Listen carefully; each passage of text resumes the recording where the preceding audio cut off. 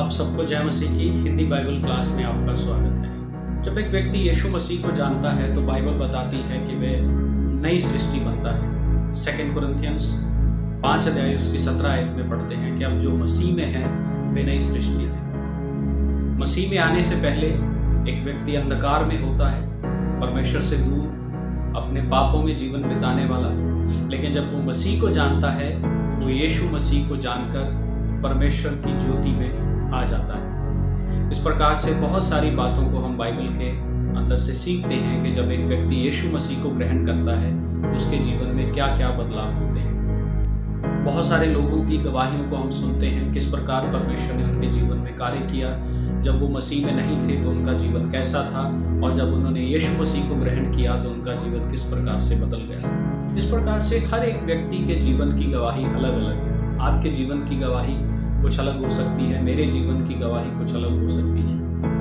हमने किस प्रकार से यीशु मसीह को अनुभव किया, हमारे व्यक्तिगत तजुर्बे अलग अलग हो सकते हैं। आज हम परमेश्वर के वचन से सीखेंगे कि जब एक व्यक्ति यीशु मसीह को ग्रहण करता है तो कौन सी ऐसी मुख्य बातें हैं जो हर एक व्यक्ति के जीवन में होती हैं।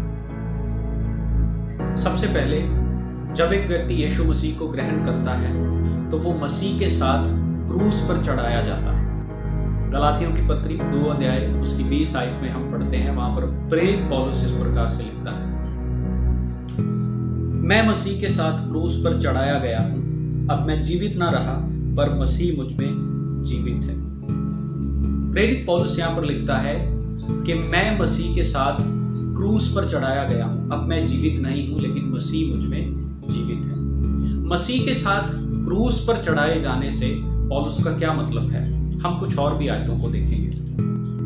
हम 5 अध्याय उसकी 24 आयत को देखेंगे। और जो मसीह यीशु के हैं उन्होंने शरीर को उसकी लालसाओं और अभिलाषाओं समेत क्रूस पर चढ़ा दिया है।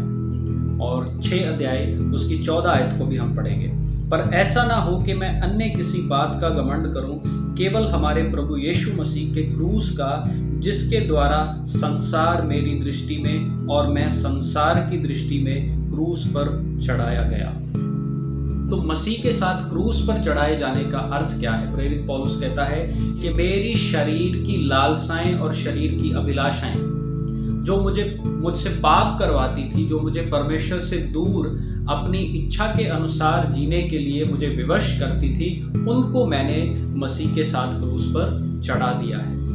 अब वो अभिलाषाएं, वो गलत बातें जिनका राज्य मेरे जीवन में था, वो मसीह के साथ क्रूस पर चढ़ा दी गई। और दूसरी बात 6 का 14 में हम देखते हैं, पौलुस कहता है कि मैं संसार के लिए और संसार मेरे लिए, मैं संसार की दृष्टि में और संसार मेरी दृष्टि में क्रूस पर चढ़ा दिया गया। कहने का तात्पर्य ये है कि अब पौलुस का जीवन जो है वो शारीरिक अभिलाषाओं के अनुसार नहीं है। पौलुस अब जो जीवन जीता है वह अपनी शारीरिक अभिलाषाओं को संतुष्ट करने के लिए वो नहीं जीता है।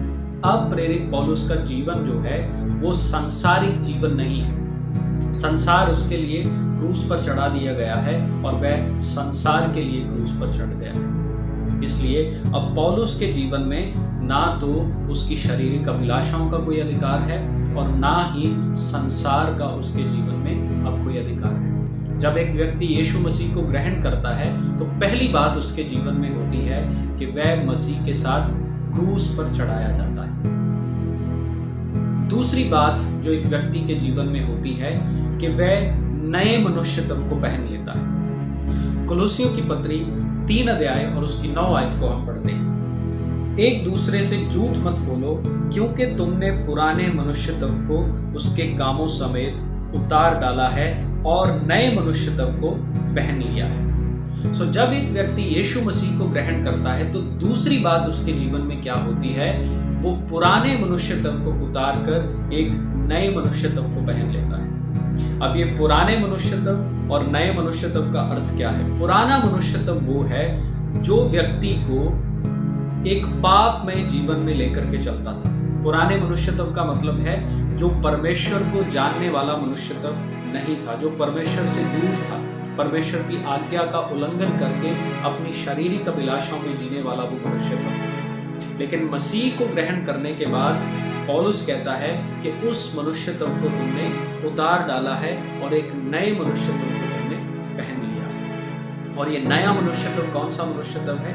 ये नया मनुष्यत्व वो मनुष्यत्व है जो अपने सृजनहार के स्वरूप के अनुसार ज्ञान प्राप्त करने के लिए नया बनता जाता है। इफिसियों की पत्री में भी पौलुस 4 अध्याय में इस प्रकार से लिखता है कि तुम पुराने मनुष्यत्व को उतार डालो और नए मनुष्यत्व को पहन लो जो परमेश्वर की स्वरूप में रचा गया है। जब एक व्यक्ति यीशु मसीह को ग्रहण करता है, दूसरी बात उसके जीवन में होती है, वह एक नए मनुष्यत्व को पहन लेता है। तीसरी बात एक मनुष्य के जीवन में क्या होती है? यीशु मसीह के पुनरुत्थान के कारण एक व्यक्ति को एक नया जीवन मिलता है। उसके बारे में हम पढ़ेंगे कुलोसियों की पत्री उसका 2 अध्याय और उसकी 12 आयत। और उसी के साथ बपतिस्मा में गाड़े गए और उसी में परमेश्वर की सामर्थ पर विश्वास करके जिसने उसको मरे हुओं में से जिलाया उसके साथ जी भी उठे। तीसरी बात एक व्यक्ति के जीवन में क्या होती है जब वो यीशु मसीह को ग्रहण करता है? जिस प्रकार यीशु मसीह का पुनरुत्थान हुआ उसी प्रकार से एक व्यक्ति यीशु मसीह के साथ एक नया जीवन पाने के लिए वो जी उठता है। और ये तीनों बातों को बपतिस्मा के अंदर हम बहुत अच्छी रीति से समझ सकते हैं। इस पूरी प्रक्रिया को बपतिस्मे के अंदर बहुत ही अच्छी रीति से एक्सप्लेन किया गया है। एक व्यक्ति मसीह के साथ क्रूस पर चढ़ा दिया गया, मतलब वो मर गया।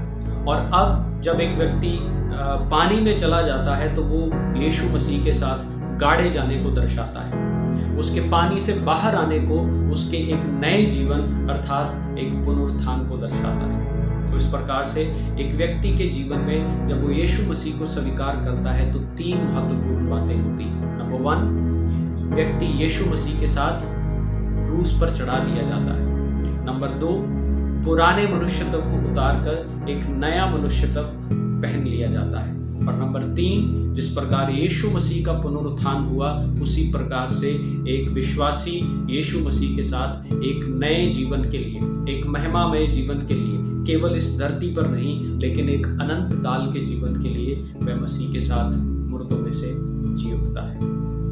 So these are 3 things that happen in the life of a person when he or she accepts Jesus. हमारी टेस्टिमनीज, हमारे तजुर्बे, किस प्रकार यीशु ने हमारा जीवन बदला, क्या क्या बातें हमारे जीवन में हुई, वे अलग अलग हो सकते हैं। लेकिन परमेश्वर का वचन बताता है कि ये 3 मुख्य बातें हैं जो हर एक व्यक्ति के जीवन में होती हैं। और इन बातों को परमेश्वर के वचन के आधार पर समझकर कि क्रूस पर चढ़ाए गए हैं मसीह के साथ हम, उसका क्या मतलब है और अब हमें कैसा जीवन बिताना है, उसको हमें समझना है। दूसरी बात, नए मनुष्यत्व को हमने पहन लिया है, पुराने मनुष्यत्व को हमने उतार दिया है, उसका अर्थ क्या है और अब उसके अनुसार हमें कैसे अपने जीवन को बिताना है। नंबर 3, कैसे मसीह के पुनरुत्थान के साथ हमें भी एक नया जीवन परमेश्वर ने दिया है और उस धन्य आशा के साथ हमें कैसे अपने जीवन को बिताना है। इन बातों को हमें समझकर मसीह में आगे बढ़ना है और परमेश्वर की महिमा के लिए अपने जीवन को बिताना है। परमेश्वर इस क्लास के द्वारा आप सबको आशीष दे। Thank you. God bless.